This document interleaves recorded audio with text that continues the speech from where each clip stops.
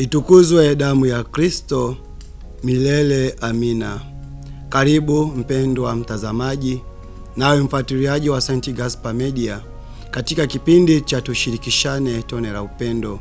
Tukiwa mwezi wa 5 tunapotafakari juu ya mama Bikira Maria, niwaalike leo tutafakari juu ya litania ya Bikira Maria. Kabla ya kuanza kipindi chetu, tujikabidhi kwa Mungu kupitia maombezi ya mama yetu Bikira Maria. Kwa jina la Baba na la Mwana na Roho Mtakatifu. Salamu Maria, umejaa neema, Bwana yu nawe, umebarikiwa kuliko wanawake wote, na Yesu mzao wa tumbo lako amebarikiwa. Maria mtakatifu, mama wa Mungu, utuombee sisi wakosefu, sasa na saa ya kufa kwetu. Amina. Kwa jina la Baba na la Mwana na Roho Mtakatifu. Amina. Litania ya Bikira Maria. Litania ya Bikira Maria hufahamika kama litania ya Loreto. Inaitwa litania ya Loreto kwa sababu ilianza kusaliwa katika mji wa Loreto nchini Italia. Katika mji huo kuna kanisa maarufu liitwalo Basilica della Santa Casa, ambapo waamini wengi walikusanyika huko kuheshimu Bikira Maria na kusali litania ya Bikira Maria. Hivyo walisali kwa muda mrefu. Hata ilipofika mwaka 1587, Papa Sixtus wa V aliamua kuifanya kuwa litania kusaliwa na kanisa zima kiujumla. Litania hii kwa kawaida husaliwa mwishoni mwa rozari. Huanzia kwa kutaja Utatu Mtakatifu, kisha hufuata sifa za mama Bikira Maria zaidi ya 50 kwa heshima yake, na huhitimishwa kwa maombi matatu ya mwana kondoo wa Mungu pamoja na sala ya mwisho. Muundo wa majina katika litania. Kwanza kabisa huonesha umama. Husali mama wa Kristo, mama wa kanisa, mama wa neema ya Mungu. Lakini pia litania hiyo huonesha ubikira. Bikira mwenye utaratibu, bikira mwenye enzi, bikira amini. Lakini pia majina yenye mafumbo ambayo asili yake ni maandiko matakatifu. Kio cha haki, kikao cha hekima, waridi lenye fumbo, sanduku la agano.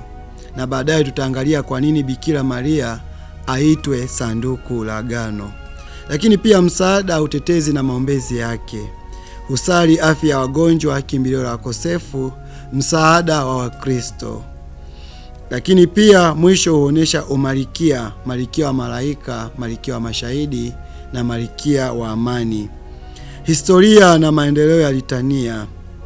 Tumeona kwamba ilipata idhini ya kusaliwa na kanisa zima mwaka 1587 na Papa Sixtus wa V.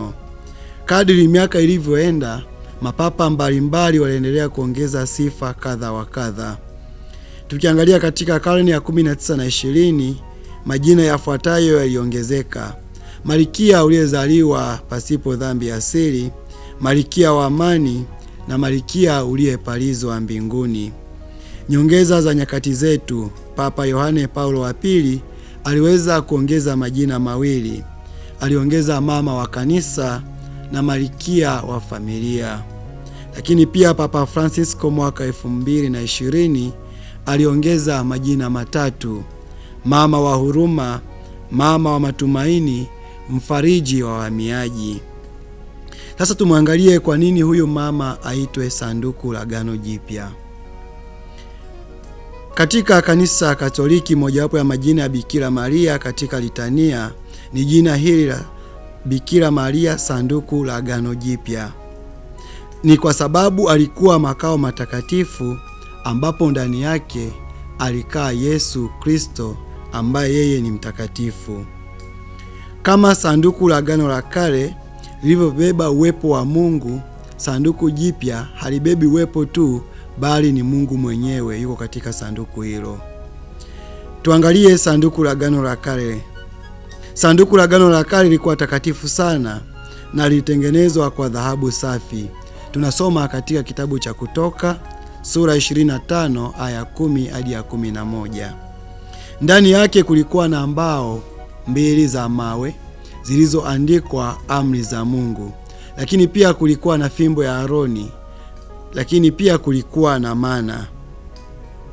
Maana yake mbao zilizoandikwa, ambazo zilikuwa zimeandikwa amri za Mungu kwa mkono wa Mungu wenyewe, ni kama zilionyesha neno la Mungu kati ya Waisraeli, ambapo katika sanduku la Agano Jipya Bikira Maria tumboni mwake kuna neno aliyejifanya mtu, yaani Yesu Kristo.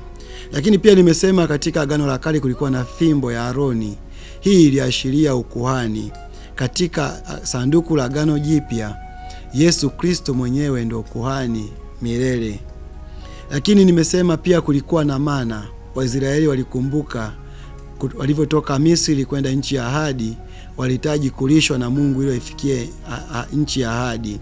Lakini pia katika tumbo la mama Bikira Maria kuna Yesu ambaye ni mkate wa uzima, ambapo anatuahidi wenye kula mkate huo hakika wataishi milele.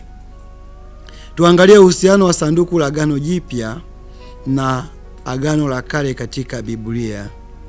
Roho Mtakatifu alimfunika Bikira Maria, yaani sanduku la Agano Jipya, na nukuu, Roho Mtakatifu atakujulia juu yako na nguvu zake aliye juu zitakufunika kama kivuli. Tunasoma hayo katika Injili ya Luka sura ya 1 aya ya 35. Hii inafanana kabisa na utukufu wa Mungu uliofunika sanduku la Agano la Kale, na nukuu, wingu likaifunika hema ya kukutania na utukufu wa Bwana ukaijaza maskani. Tunasoma katika kitabu cha Kutoka sura ya 40 aya 34. Lakini pia tunamuona Mfalme Daudi na Elizabeti wakitoa maneno yanayofanana baada ya kutembelewa na sanduku. Mfalme Daudi alivyotembelewa na sanduku la Agano la Kale alisema, sanduku la Bwana litanijia mimi. Tunasoma katika kitabu cha pili cha Samueli sura ya 6 aya ya 9. Tunakumbuka Bikira Maria alivyomtembelea Elizabeti, naye alisema, imekuwaje mama bwana wangu aje kwangu? Tunasoma katika Injili ya Luka sura ya 1 aya 43. Lakini kingine ambacho tunakiona chenye kufanana katika sanduku la Agano la Kale na sanduku la Agano Jipya ni kuruka kwa furaha mbele ya sanduku. Daudi alicheza mbele ya sanduku, na nukuu, Daudi alikuwa akicheza mbele za Bwana. Ni kitabu cha pili cha Samueli sura ya 6 aya 14. Lakini pia Yohane Mbatizaji aliruka akiwa tumboni. Mtoto mchanga akaruka kwa furaha tumboni mwake. Tunasoma katika Injili ya Luka sura ya 1 aya 41. Maria alikaa miezi 3 kwa Elizabeti. Bikira Maria alikaa miezi 3. Sanduku lilikaa miezi 3 kwa Obedi Edomu. Na nukuu, sanduku la Bwana likakaa kwa muda wa miezi 3. Kitabu cha pili cha Samueli sura ya 6 aya 11. Kama Bikira Maria alivyokaa kwa Elizabeti miezi 3, tunaambiwa kwamba Bikira Maria alikaa kama miezi 3. Tunasoma Injili ya Luka sura ya 1 aya ya 56. Tunajifunza nini kwa Bikira Maria kuwa kama sanduku la agano? Cha kwanza ni utakatifu. Sanduku la agano lilikuwa takatifu kwa sababu lilibeba uwepo wa Mungu. Wakristo tunaitwa kuishi maisha matakatifu kwa sababu Mungu anakaa ndani yetu. Mtume Paulo anatuuliza, je, hamjui ya kuwa miili yenu ni hekalu la Roho Mtakatifu? Tunayasoma hayo katika waraka wa kwanza wa Mtume Paulo kwa Wakorinto sura ya 6 aya ya 19. Lakini cha pili, kama Wakristo tunaalikwa kumpeleka Kristo kwa wengine. Bikira Maria alimpeleka Yesu kwa Elizabeti na nyumba ile ilijaa furaha na baraka. Nasi Wakristo tunaalikwa kumshuhudia Kristo, maana sisi tumeitwa nuru, sisi tumeitwa chumvi, ili kwa maneno na matendo yetu Kristo azidi kufahamika na watu waendelee kutakatifuzwa. Bikira Maria, sanduku la agano, inaonyesha utakatifu wa nafasi ya pekee ya Bikira Maria katika historia ya wokovu. Yeye ni sanduku la agano jipya lilombeba Yesu Kristo kwa ajili ya wokovu wa ulimwengu. Ni mwaliko kwetu sisi wa Kristo kuiga mfano wa Bikira Maria, kumruhusu Yesu akae ndani yetu na tumpeleke kwa watu mbalimbali kupitia maisha yetu, yaani kwa maneno na matendo yetu. Na kushukuru kutafakari pamoja nami juu ya litania Mama Bikira Maria. Niliyekuletea tafakari hii ni mimi Frateri Franklin Stefano Magacha wa shirika la misionari wa damu azizi ya Yesu kutoka seminari kuu ya Mtakatifu Gaspari Kola, Morogoro. Itukuzwe damu ya Kristo! Milele amina.